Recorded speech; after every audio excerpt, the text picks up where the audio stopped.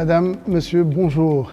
Bienvenue à la série des rencontres qu'organise la Fondation Abdelkader Ben Salah et la Fondation Al Saidel dans le cadre de la campagne pour une solidarité innovante au Maroc.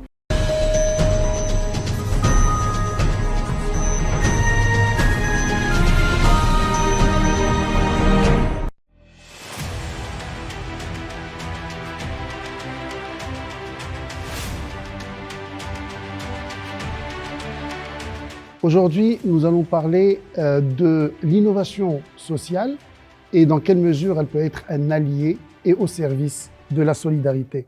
Et pour en parler, j'ai l'honneur et le plaisir d'accueillir et de recevoir Monsieur Majid Qaissar El-Ghayeb, qui est à la fois président d'Enactus et également directeur de l'Institut de l'innovation sociale et du développement durable au sein de l'ESCA, École de Management.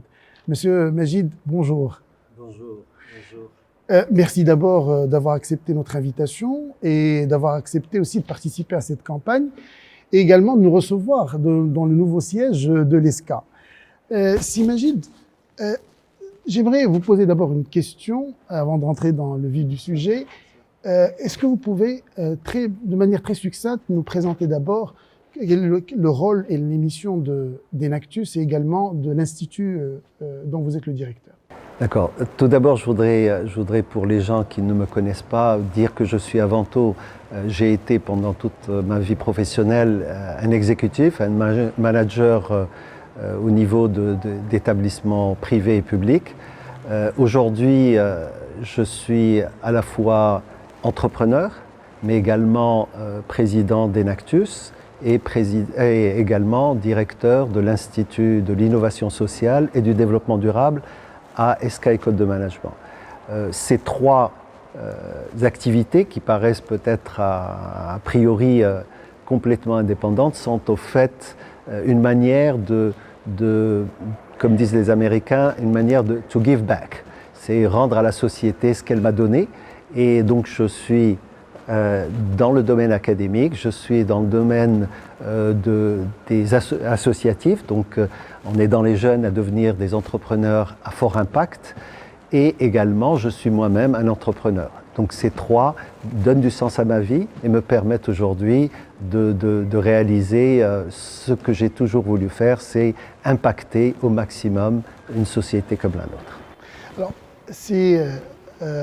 Majid, tout le monde sait aujourd'hui que durant peut-être les 10 dernières années, le champ de la solidarité a connu un élan très important et que cet élan a été accentué sans aucun doute par la pandémie. Et tout le monde sait aujourd'hui, tous les experts s'accordent à dire que si nous voulons réaliser une justice sociale, il faudrait absolument tenir compte des défis sociaux et environnementaux qui sont très complexes, mais qui font désormais partie de notre vie et de notre quotidien et de notre réalité. Quelles sont, à votre avis, Majid, les tendances qui se dégagent ou que vous prévoyez dans le cadre de la solidarité pour l'année 2022? Je pense que cette question est le fondement même, je dirais, de la thématique du comment intervenir, comment la société civile peut intervenir, comment d'autres parties prenantes peuvent intervenir pour résoudre des problématiques importantes. Vous n'êtes pas sans savoir qu'au Maroc, en Afrique, de manière générale, les challenges sociaux sont énormes. Ils sont énormes et dépassent la capacité d'une partie prenante à intervenir. Aujourd'hui, il est reconnu que l'État tout seul ne peut pas résoudre des problèmes. Il peut prendre le leadership, mais ne peut pas résoudre tous les problèmes. Le secteur privé, les entreprises ne peuvent pas toutes seules résoudre le problème. La société civile également ne peut pas toute seule résoudre le problème. Et c'est là où on identifie les trois principales parties prenantes. Je ne veux pas rentrer dans le détail, mais il s'agit du gouvernement, il s'agit du secteur privé et il s'agit de la société civile. La logique que je défends essentiellement, c'est une logique de partenariat. Je ne suis pas le seul à la défendre, évidemment. L'ONU, dans les objectifs de développement durable, a déjà donné le temps, en donnant un objectif de développement durable, le numéro 17, le dernier, comme étant un des principaux, c'est les partenariats. Personne ne peut résoudre, au niveau planétaire, résoudre tous les problèmes. Et donc c'est ce partenariat intelligent qu'il faut aujourd'hui mettre en place, découvrir et mettre en œuvre afin d'impacter le plus. Le terme mot, c'est l'impact. Il ne s'agit pas aujourd'hui de dire j'ai dépensé tant, il s'agit de dire combien j'ai touché de personnes. Vous prenez le Maroc, nous avons 6 millions de gens pauvres. 6 millions sur 36, ça fait une bonne, sans compter ceux qui sont à la marge des 6 millions et qui peuvent à tout moment passer dans la zone, je dirais, d'alarme. Donc la question pour nous, c'est de dire comment nous pouvons impacter au niveau d'une échelle assez grande, une échelle en termes de millions et non pas en termes.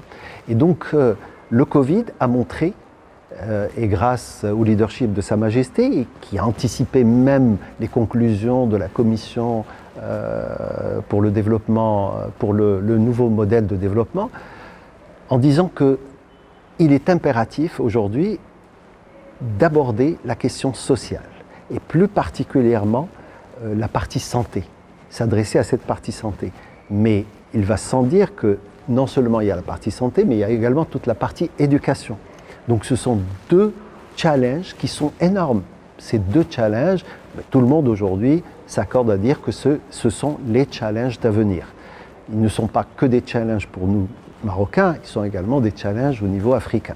Donc la question du leadership de Sa Majesté a montré que le rôle de l'État était important pour montrer. Mais l'État tout seul ne peut pas résoudre. Donc l'État, à travers les grandes directives de Sa Majesté, a fait que nous sommes sur une période aujourd'hui, d'après Covid, où nous sommes en train de mettre en place les outils sociaux pour permettre d'avoir un filet social pour les plus pauvres. Et cet accès à je dirais une assurance maladie, à une retraite, etc., tout ça, nous l'avons essayé pendant le Covid. C'était pour des actions ponctuelles. Il s'agit maintenant de la rendre pérenne et mettre en place ce que je dirais des ressources qui soient pérennes, qui permettent justement de pérenniser cet impact-là. Il est très important et les gens le ressentent à sa juste valeur. Il ne s'agit pas aujourd'hui pour nous à ce qu'il y ait des gens dans notre société qui se sentent lésés et d'autres qui sont capables d'aller chercher les soins ailleurs, peut-être à l'étranger, etc. Donc il s'agit d'une équité et d'une justice sociale qui est très importante, non seulement pour le bien-être de ces gens-là, mais également pour l'équilibre et la stabilité d'un pays comme le nôtre. Donc les challenges sont importants et ce qu'il faut retenir de tout ça, c'est que le partenariat est important et il va du leadership de l'État ou du gouvernement, ça va en conséquence, mais également un leadership des entreprises et également un leadership de la société civile. Et dans ce triangle, de cette trilogie dont je parle aujourd'hui, nous avons un petit larron qui vient s'incruster à l'intérieur, c'est l'entrepreneur à impact, l'entrepreneur qu'on appelle parfois social. Je n'aime pas utiliser le terme entrepreneur social parce qu'on a l'impression que c'est des gens qui sont là pour la charité. Non, c'est des gens qui sont des entrepreneurs et qui veulent impacter. Ils peuvent impacter au niveau de l'éducation, ils peuvent impacter au niveau de la santé, ils peuvent impacter au niveau de l'accès à l'eau, au niveau de l'accès à l'énergie et peut-être même au niveau de l'approche genre pour faire en sorte à ce que la femme ait son statut fort au niveau de la société. Une société à un seul pied ne peut pas avancer. Nous avons besoin de nos deux pieds pour avancer, nous avons besoin de nos deux mains pour applaudir. Donc ça, c'est important. Je pense qu'il y a autant de challenges qu'il faut résoudre et chacun des parties prenantes a son rôle à mettre. Mais la grande conclusion que j'ai pour finir avec cette première question, c'est de dire une personne, une entité ne peut pas résoudre et arrêtons de dire voilà j'ai impacté 200 personnes, c'est très bien, mais 200 à 300 personnes, ce n'est pas à l'échelle des challenges que nous avons aujourd'hui. S'imagine, vous qui êtes expert et qui pratiquez d'ailleurs l'innovation sociale sur le terrain, quelle est la relation, en tout cas, que peut entretenir l'innovation sociale avec la solidarité? Ou quelle relation entre les deux? Il est clair que nous avons besoin d'une société solidaire. Il est clair qu'aujourd'hui, nous sommes sur une logique où nous ne pouvons pas laisser de côté un pan entier de notre société. Ce n'est ni bon pour la politique, ni bon pour l'économie, ni bon pour, je dirais, un confort moral, je dirais, dans une société apaisée. Nous devons être dans une société apaisée. Il n'y a pas d'économie sans une société apaisée et nous devons y arriver. Aujourd'hui, nous avons vu que, en termes de développement durable, que nous sommes arrivés à, je dirais, à ce qu'appellent les Américains un dead end. Vous êtes dans une rue fermée où vous avez en face de vous un défi économique mondial, un défi social avec des fragilités et des fractures sociales très importantes à l'intérieur d'un même pays, mais également entre pays du Nord et du Sud. Ce n'est pas acceptable. Et nous avons le volet environnemental où le Covid nous a montré, juste le Covid n'est qu'un tireur d'alarme. Il a tiré la sonnette d'alarme pour nous dire attention, il y a un problème environnemental. Vous êtes en train de consommer plus que la nature peut vous donner. Et donc l'idée pour faire le lien avec l'innovation sociale, c'est de dire, premièrement, au niveau social, nous avons besoin de solidarité. Cette solidarité ne peut pas être résolue en donnant de l'argent aux plus pauvres. Ce n'est pas soutenable, ce n'est pas durable, ce n'est pas pérenne. Il s'agit aujourd'hui de mettre en place des nouveaux modèles de développement, des nouveaux business models qui permettent à tout un chacun d'être productif et de pouvoir, à travers un dirham donné, pouvoir générer un profit avec 3 dirhams, avec 4 dirhams, avec 10 dirhams, etc. Donc, il est important pour nous de réaliser que les business models du futur seront des business models basés essentiellement sur le développement durable, essentiellement sur le développement durable, je le répète 3 fois, essentiellement sur le développement durable, à la fois qui soit économique, environnemental et social. Donc ces business models sont le fondement même de ce qu'on appelle l'innovation sociale. L'innovation sociale, c'est une autre façon de faire les choses de manière durable, de manière à ce qu'il y ait un impact non seulement juste économique, ça c'est bon pour la durabilité du business, mais il ne s'agit pas d'être dans des solutions où le seul attrait, c'est l'attrait économique. Nous avons en parallèle un impact social à avoir et un impact environnemental à avoir. Et ce n'est qu'à travers des business models capables de voir cette complexité que nous pourrons avancer. Et aujourd'hui, je ne suis pas le seul à le dire, mais la 6e vague d'innovation destructive, c'est celle qui permettra justement de s'appuyer sur le développement durable, à savoir ce qu'on appelle la green economy, l'économie verte et la clean tech, et s'appuyer sur l'industrie 4.0. Avant le Covid, l'industrie 4.0 était un moyen de s'enrichir, d'avoir des impacts certainement, mais l'idée principale, c'est comment s'enrichir. Maintenant, il s'agit d'utiliser l'industrie 4.0 pour scaler, pour démultiplier les impacts d'un business model réussi, mais il ne peut être réussi que si nous arrivons à l'impacter sur un niveau d'échelle de millions de personnes.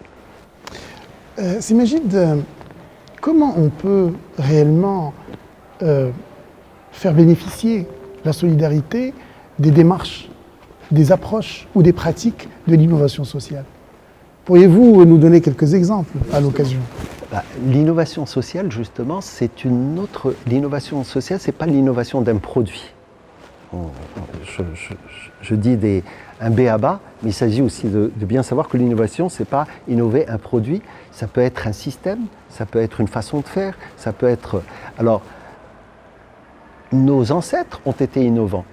quand on prend l'idée du waqf, avec des mosquées qui sont construites, donc des bienfaiteurs qui construisent des mosquées, ben ils ont pensé à la pérennité de cette. Comment faire en sorte à ce qu'il y ait pérennisation de leur acte, pour qu'ils puissent avoir un impact non pas sur la génération dans laquelle ils vivent, mais également aux générations futures. Donc nos ancêtres pensaient au développement durable. Et je pense que je ne serais pas original si je disais que oui, dans la religion, il y a de l'innovation sociale, il faut aller la chercher. Et l'idée, c'est de dire, avec l'innovation sociale, c'est comment, à partir d'un modèle qui est basé peut-être sur une infrastructure, comment faire en sorte que cette infrastructure soit pérenne pour les générations futures et comment on puisse continuer. Et donc l'innovation sociale va innover sur le système. Par exemple, si on prend une fondation, si aujourd'hui la fondation récupère de l'argent d'une certaine manière, se dire est-ce qu'il n'y a pas autre chose que je puisse mettre en place pour que cet argent-là que la fondation a mis en place peut être démultiplié au fur et à mesure. Et donc être capable, donc le waqf fait ça. Je vous citerai, ça c'est la pérennisation d'un modèle économique, mais je peux aussi citer un cas indien qui me tient à cœur, c'est le cas des hôpitaux à Aravind. Les hôpitaux à Aravind sont donc des hôpitaux qui s'attaquent à une problématique qui est la cataracte. La cataracte est un problème souvent de vieillesse et les gens les plus pauvres ne peuvent pas y accéder tout simplement parce que ça coûte, si je parle en dirhams, c'est de l'ordre de 10 000 dirhams, donc c'est 1 000 $ à peu près. Ces 1 000 $ ne sont pas à la portée de beaucoup de gens. Et souvent, pour résoudre ce problème-là, si on prend le cas du Maroc, il y aura des caravanes ponctuelles chaque année où les gens vont aller dans le monde rural, parce que c'est là où on trouve, peut-être dans la périphérie des villes, mais également dans le monde rural, pour trouver. Mais en général, et je ne voudrais surtout pas minimiser un petit peu ce que font les gens aujourd'hui, mais une caravane n'a d'impact que sur 100, 200, 300 personnes. Je veux dire, et ce n'est pas suffisant pour résoudre un problème comme celui de la cataracte. En Inde, si le problème est un problème au Maroc, en Inde, il est 100 fois plus grand, peut-être 1000 fois plus grand. Et donc c'est là où l'innovation sociale est rentrée à travers l'expérience d'un chirurgien qui était un chirurgien des yeux et qui a perdu l'usage de sa main. Et pour continuer à impacter à ce niveau-là, il a mis en place les hôpitaux à Aravind. C'est une clinique qui fonctionne d'une manière différente, qui pour arriver au résultat final, c'est qu'il arrive à passer des centaines, voire des milliers de personnes rapidement. C'est-à-dire, vous ne restez pas au niveau de la clinique, vous passez et on le fait à la chaîne. La chaîne, pour lui, ne veut pas dire forcément mauvaise qualité. Donc, il est arrivé à mettre en place, en ayant fait un benchmark avec McDonald's, qui n'a rien à voir, qui est dans un autre business, mais il a réussi à comprendre comment on peut être efficace à faire des choses aussi particulières que la chirurgie de la cataracte. Donc la chirurgie n'est pas une chirurgie du cœur, bien sûr, on ne peut pas faire, mais elle peut se prêter à une façon de faire particulière qui peut être à la chaîne, mais de manière correcte. Le résultat final, c'est qu'il traite par centaines de milliers de personnes chaque année. Les hôpitaux ont été démultipliés un peu partout en Inde. Et ce qui est intéressant, c'est que les gens viennent de l'extérieur de l'Inde, ils viennent de l'Angleterre, ils viennent d'autres pays pour se faire opérer. Et ce qui était intéressant, c'est non seulement il a innové au niveau du process, mais il a également innové au niveau de la soutenabilité du business model. Comment faire payer les plus pauvres? Alors les plus pauvres payent 500 dirhams, 50 $, au lieu de payer 1 000 $. Donc, mais par contre, les plus riches vont payer les 1 000 $. Et là, il est arrivé à assurer un équilibre entre ces deux-là. Et c'est ça l'innovation sociale. Donc, fondation, oui, on peut s'inspirer de l'innovation sociale. Et il y a plein d'exemples. Et parmi les exemples les plus connus aujourd'hui, c'est ce qu'on appelle venture philanthropy. Donc, c'est la philanthropie avec entrepreneurial, avec un côté entrepreneurial. C'est-à-dire que nous n'allons pas juste donner $1. $1, la personne va le consommer en une seule journée. Mais vous allez lui apprendre peut-être à pêcher. Au lieu de lui donner un poisson, je vais lui apprendre à pêcher. Et l'innovation sociale, c'est aller au-delà. C'est carrément révolutionner l'industrie de la pêche. Et donc c'est ça l'idée. L'idée, c'est comment, à partir d'un business model intéressant, qui a un impact sur une centaine de personnes, en faire un business model scalable au niveau de millions de personnes. Et donc voilà le lien un petit peu que je... S'imagine quelles pourraient être vos recommandations pour plus de synergie entre les acteurs de l'innovation sociale et les acteurs de la solidarité de manière générale?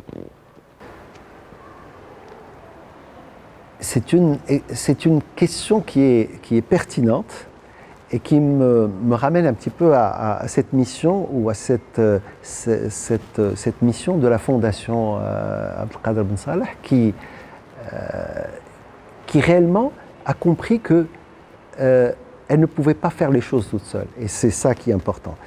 Il est important pour nous de réaliser que le succès n'est qu'un succès collectif. Et cette intelligence collective l'intelligence collective doit être à la base de ce que nous devons faire. Et des débats comme ceux-là, initiés par la Fondation, nous permettent justement de nous poser les vraies questions et se dire, est-ce que ce que nous faisons aujourd'hui a du sens en tant que fondation? Est-ce qu'une fondation comme celle-là, toute seule, peut faire quelque chose? Et la clé de succès, c'est de réussir à travers un débat comme celui-là à fédérer d'autres fondations. Pourquoi? Parce que les ODD, les Objectifs de développement durable établis par l'ONU, ont été mis en place pour qu'il y ait un agenda commun. C'est-à-dire, lorsqu'on veut travailler sur l'éducation, tout le monde va travailler sur des objectifs clairs et précis. Et tout le monde doit être capable de contribuer à cet objectif-là. Mais on ne peut pas juste dire, oui, travailler sur la santé, donc toutes les entreprises vous disent, oui, je travaille sur l'éducation, etc. Mais quelles sont les mesures d'impact? Et ça, c'est la clé de... Nous ne pouvons pas juste parler d'impact, mais nous devons également parler de mesures d'impact. Et au-delà, beaucoup de gens se trompent et vous donnent des outputs. Ce n'est pas des mesures. Je ne peux pas, par exemple, dans un cas d'un projet éducatif, dire oui, je participe à l'éducation de 1000 élèves, par exemple. Ce n'est pas intéressant. Ce qui est intéressant, c'est d'aller au-delà de l'output, vers l'outcome, mais arriver à l'impact. Et l'impact, c'est quelle génération je suis en train d'éduquer aujourd'hui, pour quelle mission, pour quel purpose, quel est l'objet de ce que je fais et quel est son impact sur... Donc il ne s'agit pas de scolariser des gens, il s'agit d'avoir un impact sur leur façon de travailler dans le futur en tant que citoyen capable de générer de la richesse, etc. Donc il est important à ce niveau-là de dire que les partenariats sont importants. Mais au-delà de ce que fait donc la Fondation, je reviens à mon triangle. L'État prend le leadership. Il se dit, voilà mes principaux défis. Ils sont au niveau de l'éducation, au niveau de la santé, au niveau de la création d'emplois pour les jeunes. Ou peut-être même ajouter l'accès à l'eau, parce que ça devient vraiment, on devient un pays en stress hydrique, donc il faut réfléchir à cette... Et donc, le partenariat doit être un partenariat au lieu d'avoir tous les partenaires, les parties prenantes en train de résoudre chacun un petit problème, se dire, oui, la problématique c'est de résoudre, je sais pas, le problème dans 1000 villages, voilà ce qui est demandé, et si une fondation est intéressée par aider, voilà les villages, ils sont là, l'État a déjà cartographié de tout, et donc on travaille dans une logique où à la fin l'État va dire, oui, dans mon réseau de 1000 villages, ben, j'ai résolu telle fondation a pris ce village ou ce groupe de villages, tel autre, etc. Et donc on arrive à contribuer à la construction de solutions qui s'ajoutent et non pas qui se dispersent. Et donc voilà un petit peu si la réponse est... Oui, parfaitement. Une dernière question aussi, Majid. Nous avons parlé tout à l'heure du nouveau modèle de développement Et vous n'êtes pas sans savoir qu'il a établi une vision de 2035 en appelant à ce qu'il y ait un véritable socle social, qu'on puisse mettre en place un socle social pérenne et surtout qui puisse favoriser justement la solidarité entre l'ensemble des citoyens. À votre avis, ou de manière générale, comment vous voyez-vous la solidarité en 2035 ? Cette question, c'est un petit peu la synthèse de tout ce qu'on a dit et discuté depuis tout à l'heure. C'est-à-dire que, premièrement, nous avons besoin d'un leadership. Et je pense que Sa Majesté le Roi a pris ce leadership. Il a toujours été au leadership des grandes questions. L'accès à l'énergie, la sécurité énergétique, il y a pensé depuis 2009. Et même peut-être avant, 2009 était la concrétisation. Le fait d'asseoir le volet social et la sécurité sociale comme élément principal d'une société apaisée est important également. Ce leadership, aucun gouvernement en tant que gouvernement ne peut le prendre. Et je pense que c'est des questions qui dépassent les 5 ans d'un gouvernement. C'est des choses qui sont sur 15 ans. Par exemple, là, on parle de 2035. Donc, on est sur 15 ans et c'est sur ces 15 ans que le leadership, on s'aperçoit que le leadership est important et qui donne le là au niveau de la tonalité un petit peu du geste. Ça, c'est le premier point. Le deuxième, c'est que le leadership, oui. Maintenant, le gouvernement doit prendre en charge ces éléments-là parce que Sa Majesté n'est pas là pour mettre en place, il l'oriente et il s'assure que l'orientation est bonne, que les gens suivent ce qui est fait. Maintenant, le gouvernement doit travailler de manière intelligente et non pas tout seul, il ne peut rien résoudre tout seul. Je peux vous le garantir, c'est connu, l'État doit travailler en partenariat très rapproché avec le secteur privé. Le secteur privé doit comprendre qu'il ne peut pas faire des affaires sans un territoire apaisé, sans un territoire où les gens pensent qu'ils sont dans une société juste et équitable. Et c'est ça le rôle de Sa Majesté. Et le troisième, c'est la Fondation. Dire maintenant, arrêtons de dire que j'ai fait. On ne fait que si tout le monde fait s'oriente vers les mêmes objectifs. Et donc travailler ensemble de manière intelligente pour pouvoir faire. Alors, pour moi, les fondations doivent se remettre en question en évitant deux obstacles. Le premier, c'est cet égocentrisme que j'appellerais, d'accord ? Pour dire, ce n'est pas de la PR, ce n'est pas de la public relations, c'est un impact. Et cet impact va au-delà. Dans notre religion, lorsque, je citerai tout simplement le fait qu'il y a un hadith, je pense, qui dit que la main droite doit donner sauf que la main gauche ne sache ce qui a été donné. D'accord ? Donc nous ne sommes pas dans une logique de dire oui, moi je fais. Oui, moi je fais, mais si on le fait tous ensemble. Et donc, un des rôles des fondations, c'est de dire comment on peut se fédérer nos actions pour qu'on puisse avoir un impact plus grand. C'est ça qui est important. Ça, c'est le premier point. Le deuxième, c'est d'éviter dans des logiques de la charité. La charité, même nos ancêtres ont compris que la charité, juste comme ça, n'a pas de sens. Elle était même codifiée avec une zakat à 2,5, etc. Donc il y a une logique qui a été mise en place pour qu'il y ait pérennisation d'une action. Et donc le waqf, on a cité avant, qui était une façon de résoudre une problématique de pérennité de l'action. Et parmi les grandes charités, les œuvres de charité qui ont été faites, c'est construire un puits. Quand vous construisez un puits, vous savez que ça peut avoir des... Maintenant, cette conception de construire un puits est dépassée parce qu'il y a beaucoup de choses que l'être humain a mis, je dirais, qui sont les conséquences de son développement. Il y a des fertilisants, il y a des choses, et après les puits, ils sont complètement pollués. Donc l'idée, c'est d'être plus intelligent. Et donc, travailler sur ce que appellent les Américains la venture philanthropy, où vous travaillez sur des choses qui auront je mets 100 dirhams, il faut que ces 100 dirhams me génèrent 300, 400, 500 dirhams et qu'ils soient une action pérenne.